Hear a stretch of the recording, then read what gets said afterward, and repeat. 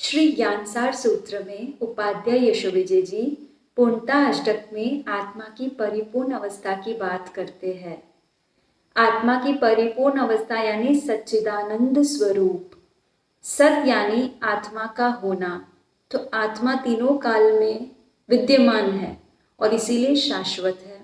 आत्मा थी, है और हमेशा रहेगी।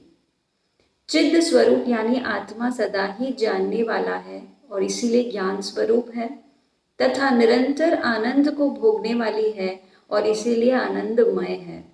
तो ऐसे सच्चिदानंद स्वरूप को जो उपलब्ध हो जाता है वह पूर्णानंदी कहलाता है।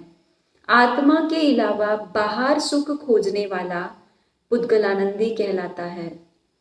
पुद्गलानंदी अनंत काल से सुख खोजे ही जा रहा है, किंतु उसकी ये यात्रा जीवन भर पूरी ही नहीं होती और यूं करते करते ऐसे उसने अनंत जन्मों के जीवन बिता दिए, पर न तो उसने सुख पाया, न उसकी यात्रा पूरी हुई, न उसकी थकान उतरी और न ही वह पूर्णता का अनुभव कर सका।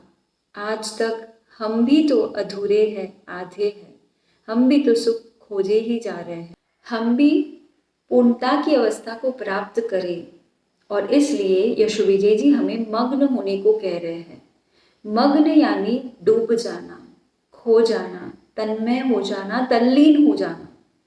तो अगले मग्नता अष्टक की पहली गाथा में यशोविजय जी कहते हैं, प्रत्याहृत्येन्द्रिय व्यूहम समाधाय मनो निजम दधचिन्मात्र विश्रांतिम मग्न इत्यभिधीयते।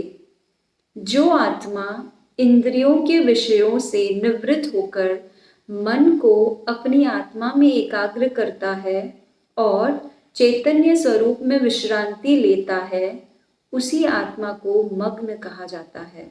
हम हमारे जीवन का सारा टाइम और एनर्जी कहाँ इन्वेस्ट कर रहे हैं?